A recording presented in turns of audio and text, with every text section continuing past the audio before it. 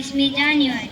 અહીં ઉપસ્થિત મારા આદરણીય મહેમાનગણ, આચાર્યશ્રી, શિક્ષકો અને મારા પ્રિય મિત્રો, આજે હું પ્રજાસત્તાક દિવસ વિશે બે શબ્દ બોલવા માંગુ છું, જેમને શાંતિથી સાંભળવા નમ્ર વિનંતી.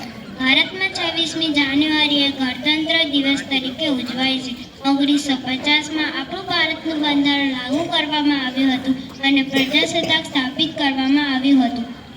આ દિવસ તે મહાપુરુષોની યાદમાં ઉજવાય છે જેમણે આ દેશની આઝાદી મેળવ્યા પછી પણ તેને મજબૂત અને સમૃદ્ધ ગણતંત્ર બનાવવા માટે કામ કર્યું હતું. ભારતના બંધારણના અમલ પછી આપણું ભારત પ્રજાસત્તાક બન્યું હતું.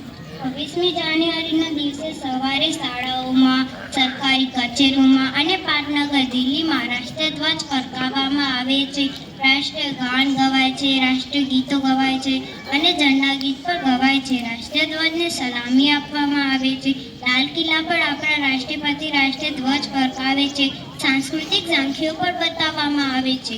રેડિયો અને ટીવી પર દેશભક્તિના ગીતો અને ઘણા કાર્યક્રમો પણ રજૂ કરવામાં આવે છે. આજના સરકારી મકાનો રોશનીથી ઝળહળી ઉઠે છે. કેટલાક લોકો પણ પોતાના મકાનો પર રાષ્ટ્રધ્વજ ફરકાવે છે. प्रजासत्ताक दिवस से આપણું રાષ્ટ્રીય તહેવાર છે. देशभक्तों से ही देश की शान है, देशभक्तों से ही देश की शान है, देशभक्तों से ही देश का मान है. हम उस देश के फूल हैं जिस देश का नाम हिंदुस्तान है. हम उस देश के फूल हैं जिस देश का नाम हिंदुस्तान है.